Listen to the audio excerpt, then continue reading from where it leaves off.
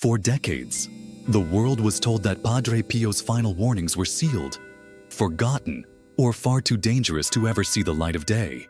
But now, in this very hour, the three final signs he spoke of are beginning to unfold, one after another. And at the very center of it all stands a man beloved by millions, Cardinal Luis Antonio Tagle. It began quietly, almost invisibly. In April 2025, the death of Pope Francis sent shockwaves through the Catholic world. The conclave was tense, cardinals in whispered prayer, and in those final moments, Tagle, known for his humility and warmth, offered a small piece of candy to the newly elected pontiff, Pope Leo XIV, a gesture so human, so innocent, yet, in heaven's eyes, a signal. For Padre Pio had written, "When the sweet is given in the hour of choice, the bitter will follow." On May 18th, the whole world watched as Tagle placed the fisherman's ring on Pope Leo XIV's hand. But those who understand prophecy saw something more. A passing of not just a symbol, but of a burden. For in one of Padre Pio's hidden letters, there is a line, "The ring will be placed by the one who will stand before the fire, and the fire will not spare him." Days later, May 24th, Pope Leo XIV honored Tagle with the Suburbicariancy of Albano, a title of prestige. Yet, behind the ceremony, Vatican corridors whispered of unrest.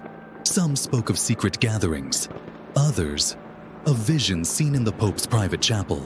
And then, in early July, Pope Leo XIV addressed new priests, warning them against seeking worldly prestige. His voice was steady, but his eyes, some say, carried the weight of an unspoken storm.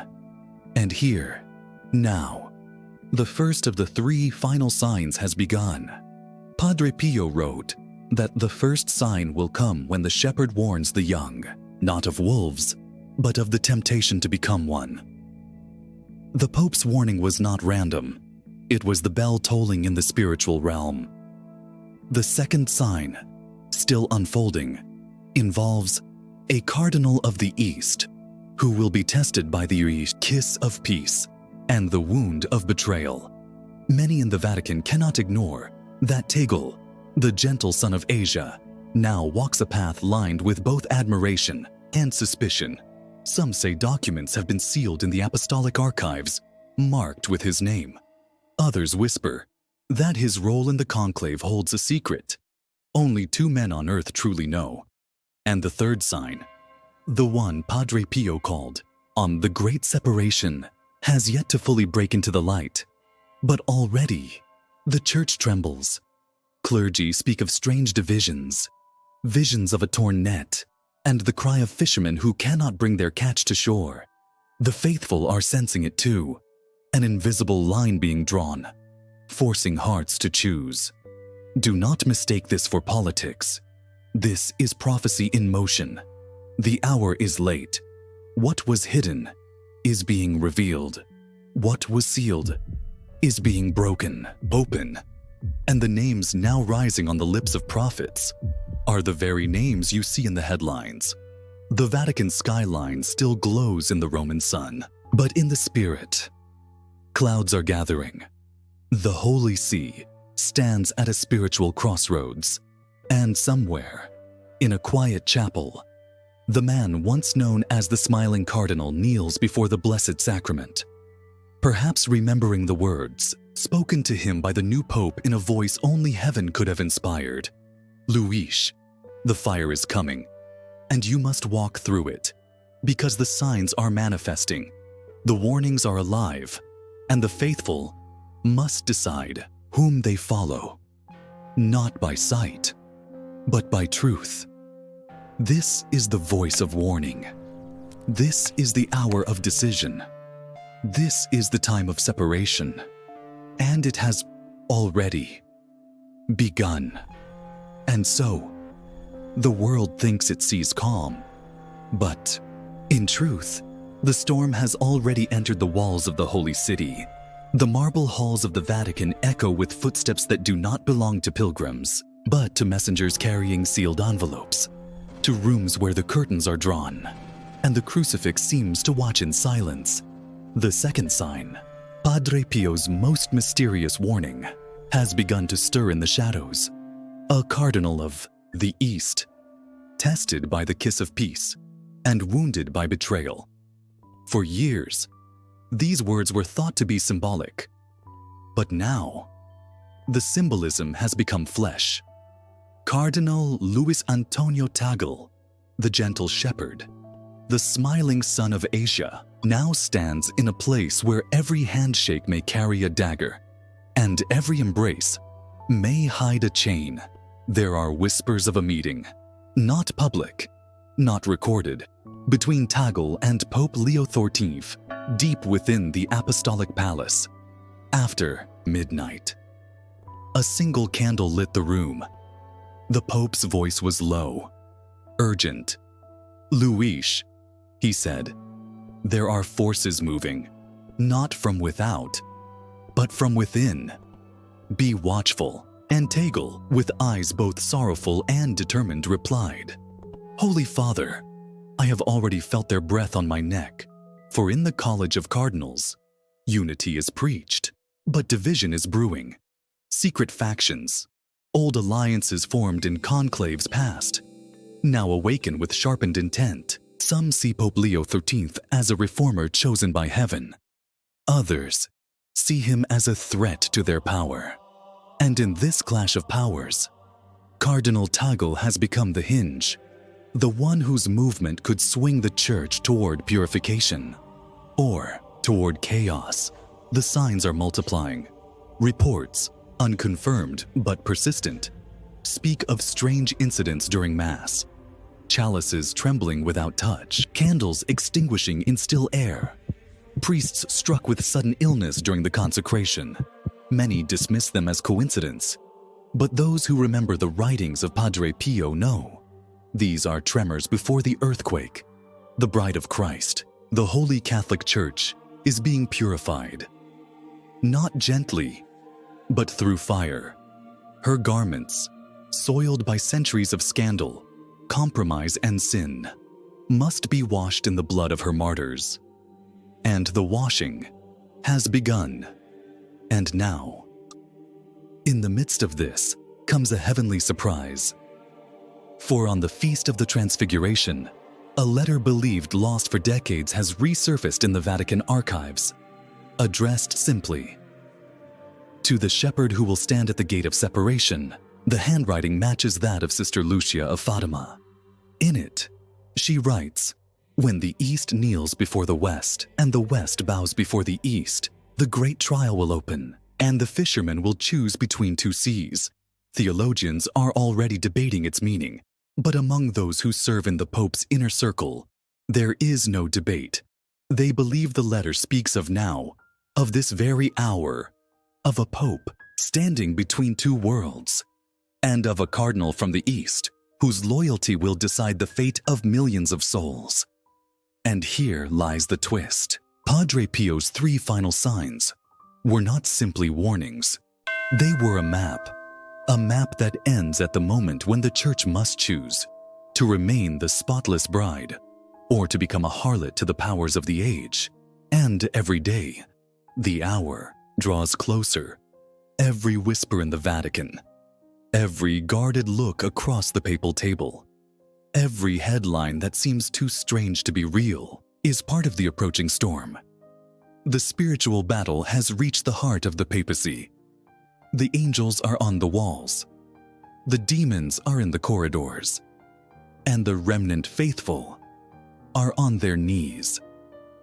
Do not look away, because the next strike may not come from outside the Church, but from the very hand that once offered peace. The signs are here. The war has begun, and heaven's warning is clear. Choose this day whom you will serve. It happened, not in the shadows, but in the blinding light of St. Peter's Basilica. The square was overflowing. pilgrims from every nation, their rosaries clutched tightly, their eyes lifted toward the balcony where Pope Leo XIV would speak. The great bells began to toll, a sound meant to call the faithful.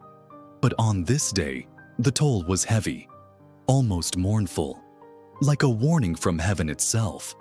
Pope Leo XIV stepped forward, his white robes catching the sunlight, but his face, solemn, etched with something the crowd could not yet name. Hanzite, beside him, Cardinal Luis Tagle. The two men exchanged the sign of peace, a warm, lingering grasp that made the photographer's shutters race. But for those who could see in the spirit, it was the kiss of peace Padre Pio had spoken of, the moment when loyalty and betrayal stand side by side, and heaven holds its breath. Then it happened. A Vatican aide, pale, trembling, approached the Pope, whispering into his ear. The Pope's eyes darkened, his jaw tightened. He glanced at Tagle, who slowly lowered his gaze, and for a split second their unity seemed to fracture. The crowd felt it. The air shifted, and though the Pope continued with his blessing, there was a weight, a shadow in every word. That night, rumors swept through Rome like wildfire. A document, unsealed without papal permission, had been leaked to certain members of the Curia. It spoke of decisions made in the conclave, private words exchanged in the Sistine Chapel, secrets sworn under oath never to be revealed, and the name at the center, Luis Antonio Tagle. Some claimed it was an act of betrayal, others that it was an act of forced obedience. But among the Pope's closest advisors, there was no doubt. The second sign had manifested in full, and yet, here was the divine surprise. Just when it seemed the church would be torn apart, a message arrived at the Apostolic Palace. It bore no seal, no sender. Written in trembling script, it read, "Fear not, for the separation must come before the gathering. The one you fear may be the one who stands beside you in the final hour." The Pope read it aloud to only 3 people, one of them being Tagle himself. Witnesses say the cardinal wept silently, his hands folded tight around his crucifix. Meanwhile, outside the Vatican, the faithful began reporting strange signs. In Manila, the sky turned blood red during evening mass. In Portugal, a statue of Our Lady of Fatima was seen shedding what appeared to be tears. In Italy, a Eucharistic host began to exude the scent of roses during adoration. The church was being shaken, not by politics, but by prophecy. The bride of Christ was being purified, her hidden wounds pressed, her hidden sins exposed, and those who walked in the Spirit could sense it. The third and final sign drawing near, the moment Padre Pio had said would split the sea of the faithful in two and reveal who truly belongs to the Lamb. The factions inside the Vatican were no longer whispering, they were moving. Bishops aligning in secret, cardinals exchanging coded letters, monks in cloisters praying through the night. The great clash was no longer a possibility. It was inevitable. And yet, above it all, the voice of heaven still speaks. Do not fear the shaking, for the shaking is mercy. Do not fear the fire, for the fire is cleansing. But woe to the one who clings to the unclean in the hour of separation. Every hour now feels like borrowed time. Every homily, every headline, every papal appearance could be the last before the breaking point. And somewhere in the depths of the Apostolic Palace, Pope Leo XIII and Cardinal Tagle prepare for a moment they both know is coming, but neither can fully see. The third sign is at the gates. The day began, like any other in Rome, sunlight spilling over the Tiber, the hum of pilgrims filling the cobblestone streets. But in the unseen realm, the air was thick with an approaching weight, the kind that makes angels draw their swords and demons bare their teeth. For the third and final sign was no longer a distant prophecy. It was here, inside the Vatican. The Apostolic Palace was alive with hurried footsteps. The Pope's closest advisors were summoned before dawn. In the center of the room, Pope Leo XIV stood, his hands clasped around a small wooden crucifix, his eyes fixed not on those before him, but on something far beyond them. "My brothers!" His voice carried both sorrow and fire. The moment Padre Pio spoke of has come. We will be tested not in theory, but in blood. The room fell silent. Then, without warning, the great bronze doors to the chamber swung open. A messenger entered, pale as death, clutching a sealed envelope. The Pope broke the wax and read. His hands trembled. "It has begun," he whispered. The letter contained a single sentence. "The net is torn. The fish are fleeing." Across the world, strange and terrifying events began to unfold almost simultaneously. In Jerusalem, the Eastern Gate, sealed for centuries, was reported to have trembled violently during the morning call to prayer. In a small church in San Giovanni Rotondo, Padre Pio's home, his glove, preserved in glass, was found damp with fresh blood. In Portugal, lightning struck the bell tower of a chapel dedicated to Our Lady of Fatima, though the skies were clear. But the most shocking came from within the church herself.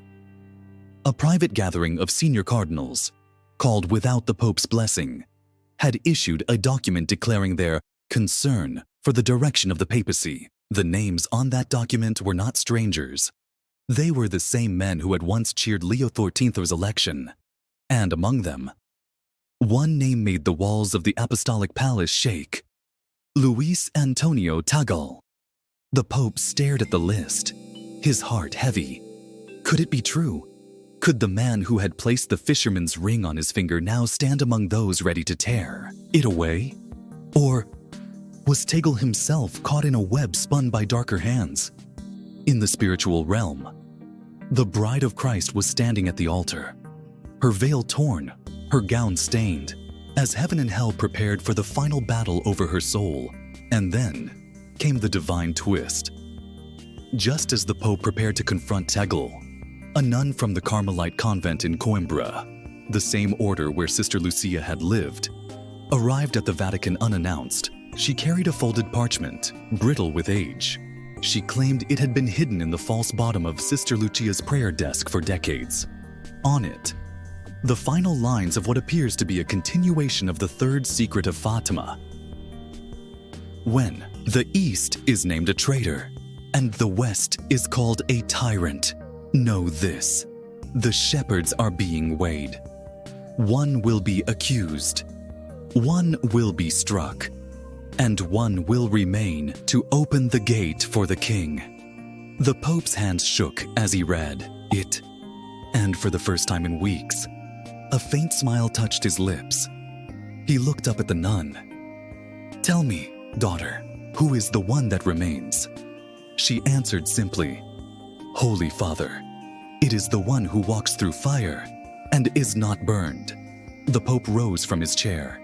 "Then it is not yet over," he declared. "The purification has only begun. The bride will be cleansed, and the king will have his bride without spot, without wrinkle, without stain."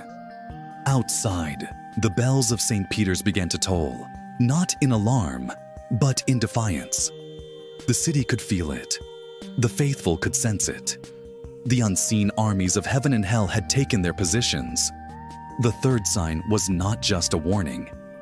It was an opening salvo, and deep within the Vatican, Pope Leo XIV and Cardinal Tagle now stood face to face, knowing that whatever passed between them next could set the course of the Church for centuries, because this is the moment when the bride of Christ chooses her groom, or betrays him. The hour has struck. The Apostolic Palace was silent, yet the silence was alive, breathing, pulsing, like the air before a storm. Pope Leo XIV entered the private chamber, his white robes flowing, his crucifix gripped so tightly his knuckles turned white, across the room.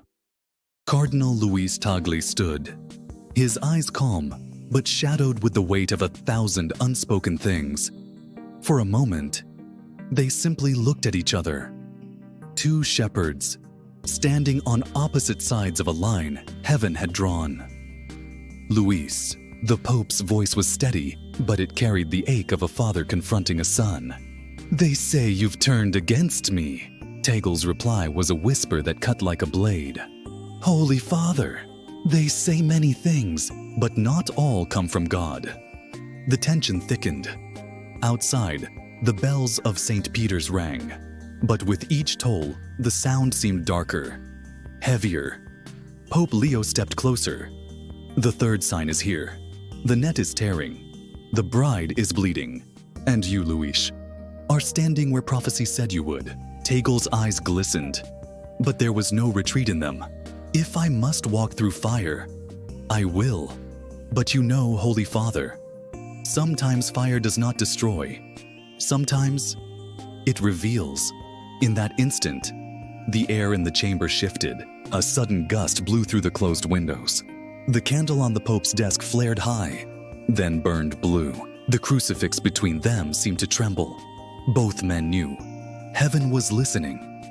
And then, Pope Leo spoke words that will be remembered long after both are gone. "Luis, if you are with Christ, you will stand. If you are against him, you will fall. And before the sun sets on this age, the whole world will know which you chose." Tagle bowed his head, and for a heartbeat, the sound of distant thunder rolled across Rome. Because in that moment, prophecy, betrayal, and destiny collided, and the bride of Christ took her first step toward the altar of purification. The war had truly begun.